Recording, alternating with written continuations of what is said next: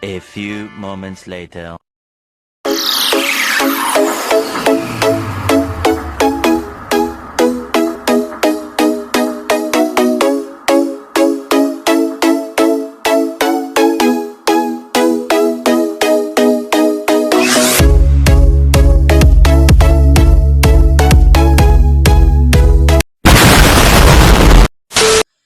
Bangsa Eropa mulai masuk ke Asia Tenggara pada awal abad ke-16 sebagai bagian dari periode penjajahan.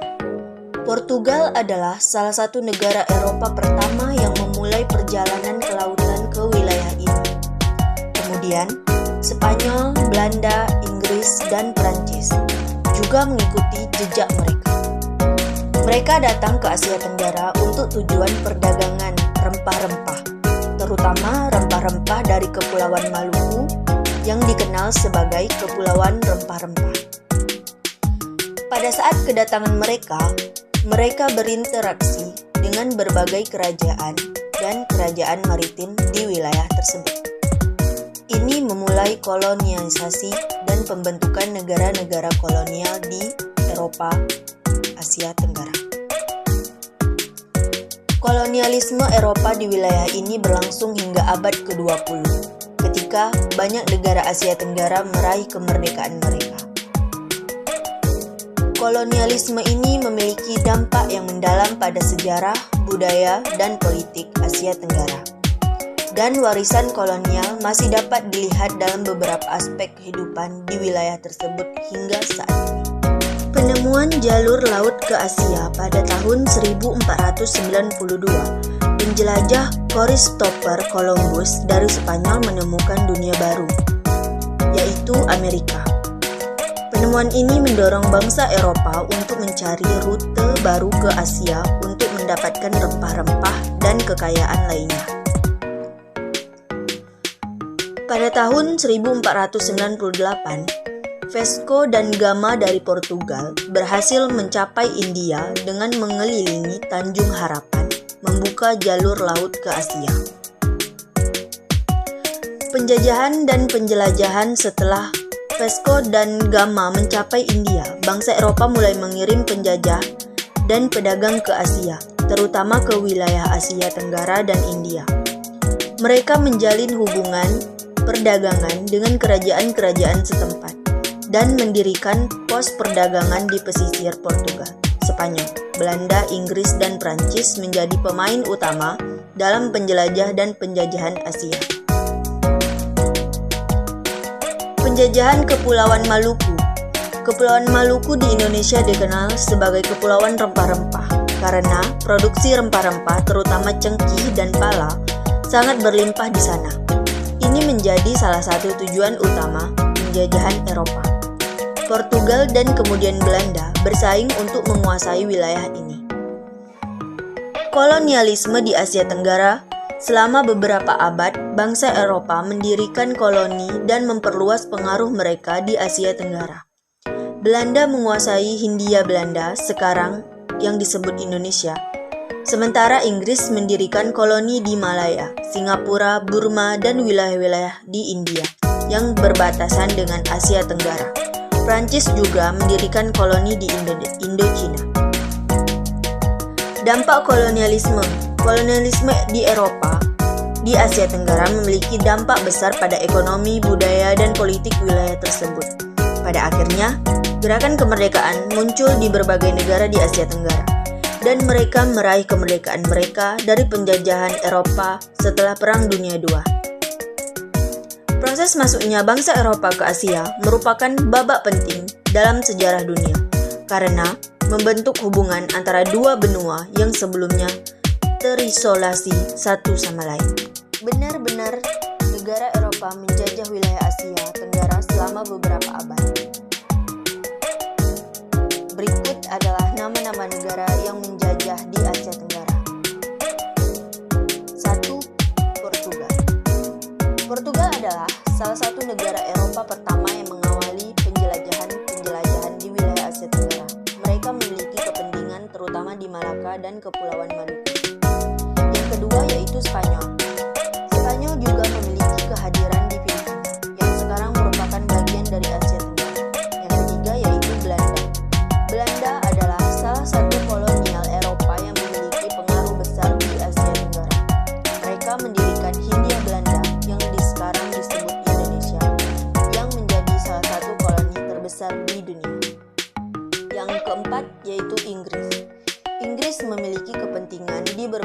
bagian Asia Tenggara, termasuk Malaya yang disebut Malaysia, Singapura, Burma, dan wilayah-wilayah di India yang berbatasan dengan Asia Tenggara.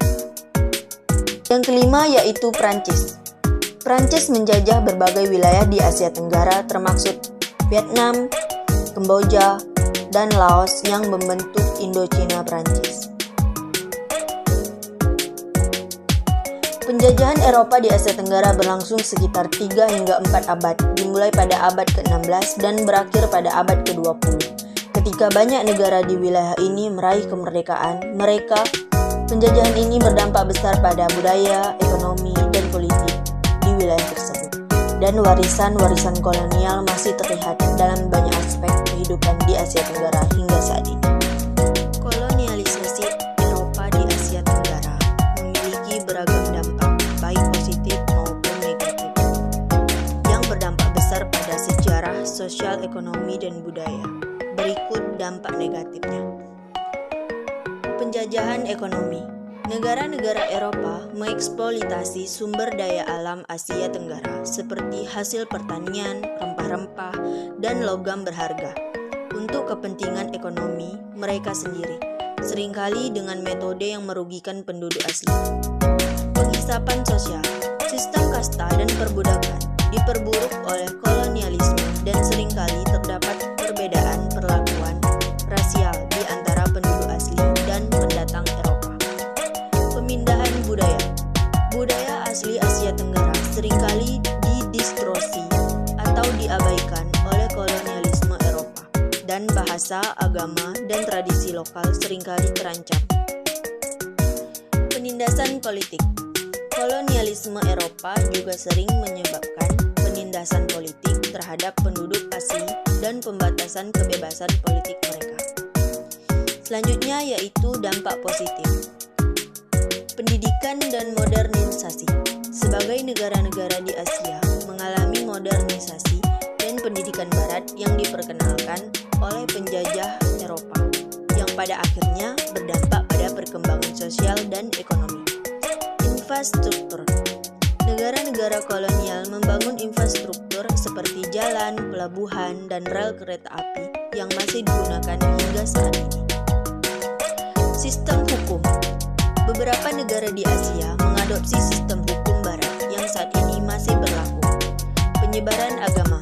Agama-agama seperti Kristen dan Islam dapat tersebar lebih luas di beberapa wilayah Asia sebagai akibat dari penjajahan Eropa.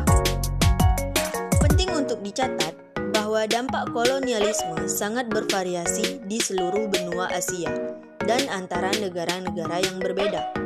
Dan pandangan tentang kolonialisme Eropa di Asia seringkali kontroversial. Beberapa negara mengalami dampak positif yang lebih besar daripada yang lain, sementara yang lain mengalami penindasan yang lebih besar lagi. Sikap bangsa Eropa terhadap penduduk Asia Tenggara telah berubah selama berabad-abad, tergantung pada konteks sejarah dan interaksi yang berbeda. Berikut adalah beberapa poin penting. Penjajahan pada masa penjajahan Eropa terutama oleh negara-negara seperti Belanda, Inggris, dan Prancis. Penduduk Asia Tenggara seringkali diperlakukan dengan sewenang-wenang. Mereka dieksploitasi untuk sumber daya alam dan dijadikan tenaga kerja paksa dalam perkebunan dan tambang. Perubahan sosial dan budaya. Kontak dengan bangsa Eropa membawa perubahan besar dalam masyarakat dan budaya Asia Tenggara. Misalnya, agama Kristen dan sistem pendidikan Barat mempengaruhi masyarakat di beberapa wilayah. Perang Dunia Kedua. Selama Perang Dunia Kedua, banyak negara Asia Tenggara menjadi medan pertempuran antara pasukan sekutu dan Eksis. Ini mempengaruhi penduduk setempat secara signifikan. Proses dekolonisasi. Setelah Perang Dunia II, banyak negara di Asia Tenggara mencapai kemerdekaan mereka dari penjajahan Eropa. Sikap Eropa terhadap proses dekolonialisasi bervariasi, tetapi sebagai besar, negara Eropa akhirnya mendukung kemerdekaan. Sikap bangsa Eropa terhadap Asia Tenggara telah berubah seiring berjalannya waktu, dan saat ini hubungan antara Eropa dan Asia Tenggara lebih berfokus pada kerjasama ekonomi, diplomasi, dan perdagangan. Penjajahan di Asia Tenggara berakhir secara berangsur-angsur setelah Perang Dunia Kedua. Beberapa poin penting dalam proses ini yaitu Indonesia. Indonesia adalah salah satu negara pertama di Asia Tenggara yang meraih kemerdekaan, memproklamasikan kemerdekaannya pada 17 Agustus 1945. Namun, proses pengakuan internasional dan perjuangan militer berlanjut hingga Belanda mengakui kemerdekaan Indonesia pada tahun 1949. Malaysia mencapai kemerdekaannya pada 31 Agustus 1957 dan menjadi Federasi Malaysia pada 1963. Filipina meraih kemerdekaannya dari Amerika Serikat pada 4 Juli 1946. Selanjutnya yaitu Singapura menjadi negara merdeka pada 9 Agustus 1965 setelah keluar dari Malaysia. Negara-negara lain, yaitu negara-negara lain di Asia Tenggara seperti Thailand, Vietnam, Laos, Kamboja, dan Myanmar, juga meraih kemerdekaan mereka melalui berbagai proses sepanjang pertengahan abad ke-20.